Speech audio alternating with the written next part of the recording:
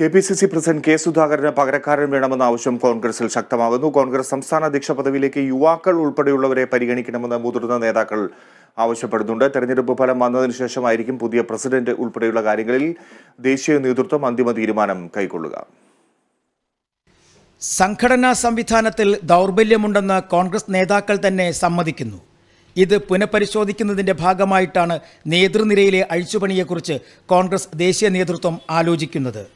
തിരഞ്ഞെടുപ്പ് ഫലം വന്നാലുടൻ അഴിച്ചുപണിയിലേക്ക് കടന്നാലും അത്ഭുതപ്പെടേണ്ടി വരില്ല. സംസ്ഥാന തലം മുതൽ ജില്ലാ അധ്യക്ഷന്മാരെ വരെ മാറ്റി പരീക്ഷിക്കാനും ഒരുപക്ഷെ ദേശീയ നേതൃത്വം തയ്യാറാകും. ജാതി സമവാക്യം വെച്ച് പദവികൾ നൽകുന്നതിനോട് ഒരു വിഭാഗം കോൺഗ്രസ് നേതാക്കൾക്ക് കടുത്ത വിയോജിപ്പാണുള്ളത്. കോൺഗ്രസ് പാർട്ടിയിൽ നിന്നും അകർന്നു പോകുന്ന ക്രൈസ്തവർക്ക് മുന്തിയ പരിഗണന നൽകണമെന്ന ആവശ്യവും ശക്തി പ്രാപിച്ചിട്ടുണ്ട്.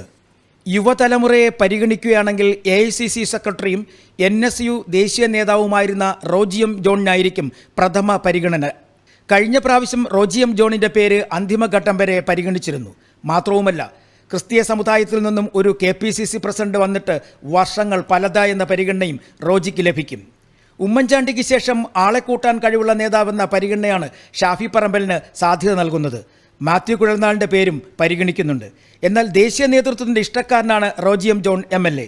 യുവതലമുറയിലേക്ക് എത്തിയില്ല എങ്കിൽ തൃശ്ശൂരിലെ ജയപരാജയങ്ങൾ പരിഗണിച്ച് K മുരളീധരനുള്ള സാധ്യതയും തള്ളിക്കളയാനാകില്ല. KPCC അധ്യക്ഷ പദവി ആഗ്രഹിക്കുന്നവർ നിരവധിയാണെങ്കിലും നന്നായി ആലോചിച്ച ശേഷമായിരിക്കും കോൺഗ്രസ് ദേശീയ നേതൃത്വം തീരുമാനമെടുക്കുക. Kerala vision news, Thiruvananthapuram.